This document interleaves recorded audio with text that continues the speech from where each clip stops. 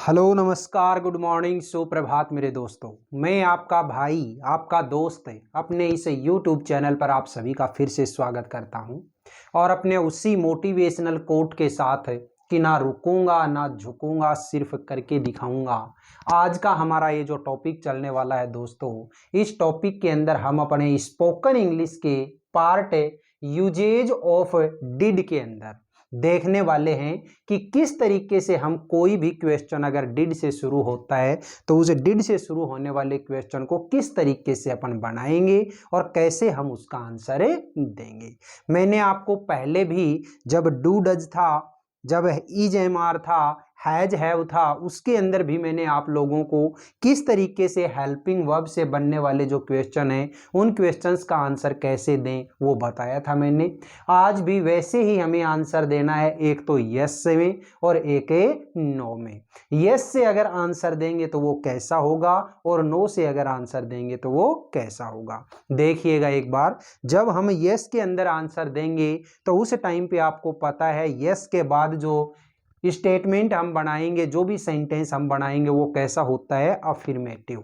और मैंने एक चीज आपको बताई थी कि जिस टेंस के अंदर हमारा क्वेश्चन होता है उसी टेंस के अंदर हम आंसर देंगे।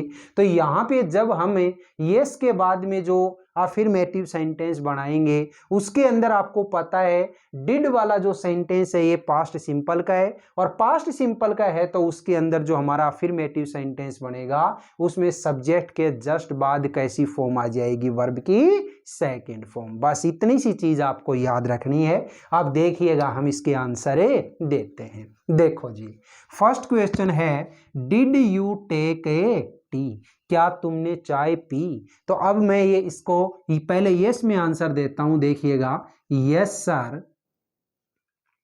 अब आप क्या करोगे कि ये जो सब्जेक्ट है इस सब्जेक्ट को यहां लेके आओगे तो आपको पता है you is a second person and second person will be changed into first person. तो यहां यू है, इस यू को हम किस में बदलेंगे, आई में। तो ये लीजिए आई। अब आपको पता है इस यस के बाद हम एक अफर्मेटिव सेंटेंस बना रहे हैं, और अफर्मेटिव सेंटेंस बना रहे हैं तो उसके अंदर आपको पता होना चाहिए सब्जेक्ट के जस्ट बाद में वर्ब की सेकंड फॉर्म। वर्ब क्या है यहाँ पे, टेक है, तो इसकी सेकंड फॉर्म क्या हो जाएगी मेरे साथियों, टुक। ठीक है, आगे क्या लिखा हुआ है, टी। तो ये लीजिए, yes sir I took A T, हाँ सर मैंने चाय पी थी। नेक्स्ट है नो के अंदर अगर आंसर दोगे तो आपको कैसा क्या करना है, जो सब्जेक्ट है उस सब्जेक्ट को आप लिखिएगा। तो ये लो आई। अब जो हेल्पिंग वर्ब लगी हुई है उसी हेल्पिंग वर्ब को आप लगाइए, क्या लगी हुई है, डिड। और डिड के बाद में आप क्या लगाओगे, नोट। आप जानते हैं कि डिड के बाद में आने वाली जो वर्ब होती है वो वर्ब की फर्स्ट फॉर्म ही होती है, तो ऊपर फर्स्ट फॉर्म ही है, यूं का यूं सेंटेंस उतार दो। ये लीजिए टेक टी। ठीक है, no sir I did not take a tea, नहीं सर मैंने चाय नहीं पी। नेक्स्ट क्वेश्चन देखो, डिड यू गो देयर, क्या आप वहां गए थे। तो देखिएगा, जब आप यस में आंसर देंगे तो क्या कहेंगे, यस सर। अब इस सब्जेक्ट को यहां लेके आएंगे तो you will be changed into I, और अब सब्जेक्ट के जस्ट बाद वर्ब की सेकंड फॉर्म, तो यहां पे वर्ब क्या है, गो, इसकी सेकंड फॉर्म क्या हो जाएगी दोस्तों, वेंट देयर। ठीक है, yes sir I went there. Next जो क्वेश्चन है वो नेक्स्ट क्वेश्चन देखिएगा, नेक्स्ट इसका आंसर कैसा है हमारा, नो में आंसर दे रहे हैं। तो ये लो, no sir I did not go there. ठीक है, नेक्स्ट क्वेश्चन देखो, did she make a painting, क्या उसने एक पेंटिंग बनाई। तो देखिएगा, यस में आंसर देते हैं पहले, यस सर। सब्जेक्ट क्या है, she, third person no change, यूं का यूं लगा दो। अब इस सब्जेक्ट के जस्ट बाद वर्ब की सेकंड फॉर्म, वर्ब क्या है, मैक, इसकी सेकंड फॉर्म क्या हो जाएगी दोस्तों, मैड। ठीक है, यस सर सी मैड ए पेंटिंग। ठीक है, नो में अगर आंसर दोगे तो क्या हो जाएगा, no sir she did not make a painting. बोलिएगा दोस्तों, समझ में बात आई कि नहीं आई। नेक्स्ट क्या है, did he get a prize, तो क्या करोगे, यस सर। अब सब्जेक्ट क्या है, he, third person, no change, यूं का यूं लिख दो। अब इस सब्जेक्ट के जस्ट बाद वर्ब की सेकंड फॉर्म, तो यहां पे है गेट, गेट की सेकंड फॉर्म क्या हो जाएगी, गॉट ए प्राइज। ठीक है, नो में आंसर दीजिएगा, no sir he did not get a prize. कोई दिक्कत। नेक्स्ट देखो, did they win the match, क्या उन्होंने मैच जीता, तो देखिएगा यस में आंसर दीजिएगा, यस सर। इसका सब्जेक्ट क्या है, दे, थर्ड पर्सन, नो चेंज, दे। अब इस सब्जेक्ट के जस्ट बाद वर्ब की सेकंड फॉर्म, तो विन, विन का मतलब होता है जीतना, और इसकी सेकंड फॉर्म क्या हो जाएगी, वन। ठीक है, वन द मैच। ठीक है, नो में अगर आपको आंसर देना है तो क्या कहोगे, no sir they did not won the match.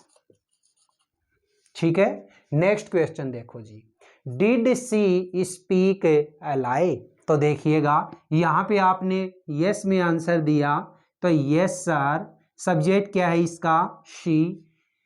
Subject के जस्ट बाद वर्ब की सेकंड फॉर्म, तो स्पीक की सेकंड फॉर्म क्या हो जाएगी साथियों, स्पॉक। ठीक है, स्पॉक ए लाई। ठीक है, spoke a lie. Next, no में जब आंसर दोगे तो क्या हो जाएगा, no sir she did not speak a lie. बस इतना सा ध्यान रखा करो कि डिड के बाद में आने वाली जो वर्ब होती है वो वर्ब की फर्स्ट फॉर्म आएगी। नेक्स्ट क्या हो जाएगा, did you steal my purse pen, क्या आपने मेरा पेन चुराया, तो यस में अगर आंसर देंगे तो क्या कहेंगे, यस सर। अब यू किस में बदल जाएगा, आई, और आई के बाद में वर्ब की सेकंड फॉर्म स्टॉल। ठीक है, स्टील की सेकंड फॉर्म स्टॉल। अब यहाँ पे देखिएगा क्या है, माई, आप जानते हैं ये आई की सेकंड फॉर्म है, और आई किस में बदल जाता है, यू में, तो यू की सेकंड फॉर्म क्या हो जाएगी, योर। ठीक है, योर ए पेन। नो में आंसर दे रहे हैं तो क्या होगा, no sir I did not steal your a pen. Next question देखो, did Ram purchase a car, क्या राम ने एक कार खरीदी, तो क्या कहोगे, यस सर राम। अब second form purchased a car. No में अगर आंसर देना है क्या हो जाएगा, no sir Ram did not purchase a car. Next question, did Sita clean the room, क्या सीता ने कमरा साफ किया, तो देखिए यस सर सीता। अब इस सब्जेक्ट के जस्ट बाद वर्ब की second form clean the room. Next है, नो में आंसर दो, no sir Sita did not clean the room. ठीक है, नेक्स्ट देखिएगा, did Radha dance with Krishna, क्या राधा कृष्णा के संग नाची, तो देखो यस में आंसर देना है, यस सर सॉरी राधा। अब इसके बाद second form danced with Krishna. ठीक है, नो में अगर आंसर दोगे तो क्या हो जाएगा, no sir Radha did not dance with Krishna. बोलिएगा दोस्तों, ये पूरा का पूरा जो मैंने यहाँ क्वेश्चन नंबर 1 से लेकर के और क्वेश्चन नंबर 10 तक के सारे जो मैंने क्वेश्चन करवाए हैं आज की इस कंप्लीट क्लास के अंदर है, वो आपको समझ में आए या नहीं आए। बहुत आसान है मेरे साथियों। जब भी कोई क्वेश्चन आपसे डिड से शुरू करके पूछता है, अगर आप यस में आंसर देना चाहते हैं तो सब्जेक्ट के जस्ट बाद क्या लगा दो, वर्ब की सेकेंड फॉर्म। और अगर नो में आप आंसर देना चाहते हैं तो सब्जेक्ट के जस्ट बाद वही जो डिड से क्वेश्चन शुरू हुआ था उस डिड हेल्पिंग वर्ब को यहां लेके आइए, उसके बाद में नोट लगाइए। और इतना बस याद रखना है कि डिड नोट के बाद आने वाली वर्ब की फर्स्ट फॉर्म ही आपको लगानी है।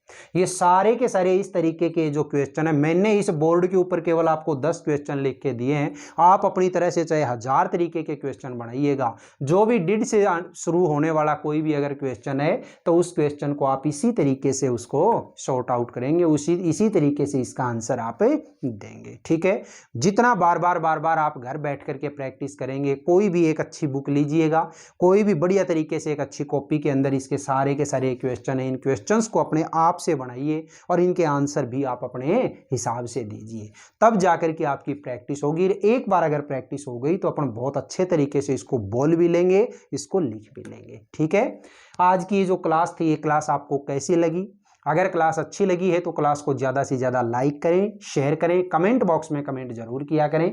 और अपने इस YouTube चैनल को अगर आपने अभी तक सब्सक्राइब नहीं किया है तो प्लीज़ इस चैनल को सब्सक्राइब करके पास वाले बेल आइकन को जरूर प्रेस कर लें। ठीक है दोस्तों, फिर मिलेंगे अपन अगली क्लास में। और एक चीज़ आपको और बता दूं छोटी सी, अभी जिस तरीके से अपने इस चैनल के ऊपर आपके स्पोकन क्लास के लिए सेंटेंस मेकिंग का जो काम चल रहा है, इसी तरीके से अगर आप चाहें तो एक सिस्टम अपन और शुरू कर सकते हैं।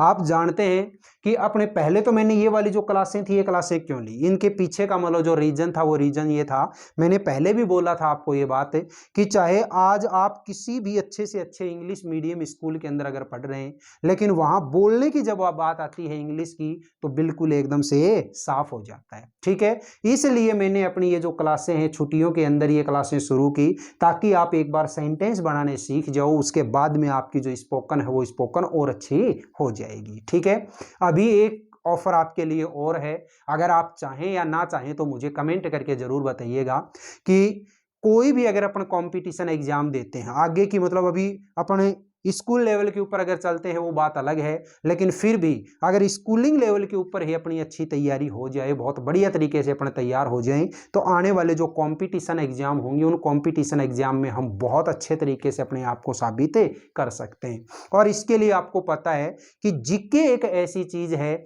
जिसके अंदर आप चाहे अपने राजस्थान का जीके ले लो, चाहे इंडिया का जीके ले लो, चाहे वर्ल्ड का जीके ले लो, मतलब जीके एक अथाह चीज है जिसका कोई अंत नहीं है। ठीक है, अगर आप चाहें तो इसी तरीके से अपनी छोटी छोटी क्लासें, हो सकता है वो क्लास अपनी 2 मिनट की हो, 3 मिनट की हो, 5 मिनट की हो, इसी तरीके से जैसे अपनी ये स्पोकन की क्लासें आपको मिल रही हैं, ऐसे ही वो करंट जीके की और साथ में अपने ओल्ड जीके की, वो कंप्लीट जीके की जो क्लासें हैं जिसमें हर क्लास के अंदर आपके लिए कम से कम ज्यादा नहीं तो 10 क्वेश्चन आपको मिले। ठीक है, वो रोजाना की अगर आप वो 10 से 15 क्वेश्चन अगर करते हैं तो उससे आपको इतना बेथा फायदा होने वाला है कि आप अंदाजा भी नहीं लगा सकते।